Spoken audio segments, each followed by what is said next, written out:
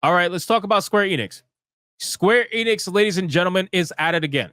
Okay. Now, this is going to be a little bit of an interesting take on this situation because this particular story about Square Enix is something that is not special at all, in the sense of it's not special to Square Enix. This is something that they're all doing.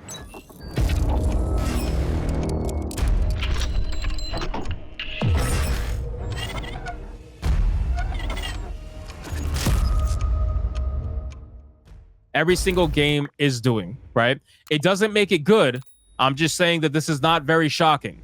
So we have an article here from That Park Place, and it says Square Enix is going to remove the male and female character options from the upcoming Dragon Quest III HD 2D remake. So all you guys who are fans of Dragon Quest, they've decided to now remove the male and female options for the game. They're going to, guess what they're going to do, ladies and gentlemen? When the Eastern companies want to get some sort of ESG points, but they don't want to necessarily go full gay, or they don't want to do anything that's going to go against their values as a, Japanese company, they're going to go for the simplest way to get at least some points, right? And so what are they going to do? They're going to remove male and female, and they're going to go the super simple virtue signal route, which is take out male and female and put in A and B. That's it. That's it. They literally do nothing else, ladies and gentlemen. They don't change the way the males look. They don't change the way the females look. They don't change anything. All they do is take away male and female, and they put body type A and body type B, because apparently having gender is not allowed. Having gender is insulting for Western audiences. Now, I don't know. I wonder, are they doing this in the Japanese release too? Or are they only doing it in the American release? That I don't know. I haven't found that out yet, but let's read this a little bit. It says a new report claims that Square Enix is removing the option for players to choose between male and female characters for their upcoming Dragon Quest III HD 2D remake. This report comes from Ryo Kutya, 2089, who claims via machine translation that the game has no distinction between male and female heroes. He notes that the characters are labeled A and B, with the A version appearing like a male hero, while the B version is a female hero. He even notes that the A version is voiced by a male actor, Hiyama Nobuyuki, while the B version is voiced by Minaguchi Yuko. On top of the main character having their sex removed from the character select, jobs will also no longer be distinguished by gender in name. I mean, so again, ladies and gentlemen, this is the simplest form of virtue signaling that a company can do. Even, and keep this in mind, they all do this. Every single one of them do this, right? Even Elden Ring did it. Even World of Warcraft has it, right? And I'm not saying that to justify it. What I'm saying is that you guys would be surprised how much ESG points they could probably get just by removing gender from the game. And it's such a simple change, but you would honestly be shocked. I could not even imagine, but you would be surprised, because they are going to do this just to get some sort of points, because it's not like they're going to make the game ultra gay. It's not like they're going to put trans flags everywhere. It's not like they can do very much to get ESG points from a game like this, at least not without getting a lot of backlash from Japanese players. So they're going with this particular route because it's easy. Now, this will probably be in the Western-only version, although I guess time will tell whether or not it's in Japanese. I would be very curious to see if it's in Japanese. I don't think this article goes over that.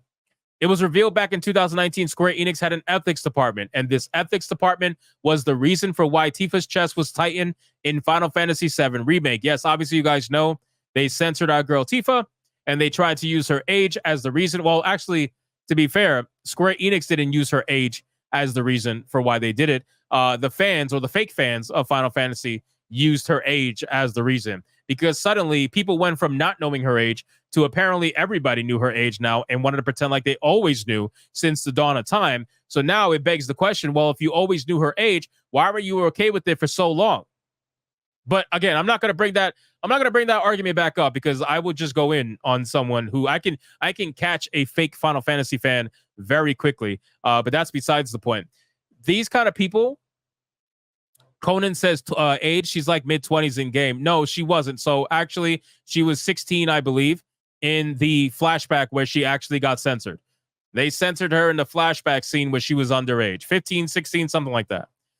So that's what the fake fans were saying. That's why they did it. And then they were yelling at you and shilling for censorship and trying to say you were a terrible person if you wanted it the way it was. Anyway, I'm not going to bring it back up. We can go down that rabbit hole. But this particular game, I wouldn't be surprised if this is not the only thing they're going to do. I don't know what else they can do. They could probably censor some things here and there. They could maybe change some translations here and there. But this is the problem with remakes, right? And this is kind of the story that we were talking about on Saturday Night Hypnosis, where we were talking about remakes, whether or not remakes were warranted, important or not, depending on how early of a remake it is, how long the game was out or whatnot. This is the issue with games being remade right now, is that they're being remade by people who are just ideologically so driven that they cannot stay true to the original game, that they have to change it, right? They have to change it. They have to find things that are problematic, and they have to get rid of those problematic things. So it makes it very curious when you start looking at these remakes and you realize, oh, that's changing. This is changing. Oh, 3 other things are changing. Oh, so is this like, what are we doing here? And then eventually you start realizing, oh, so you're not actually remaking the original game. You're changing it completely.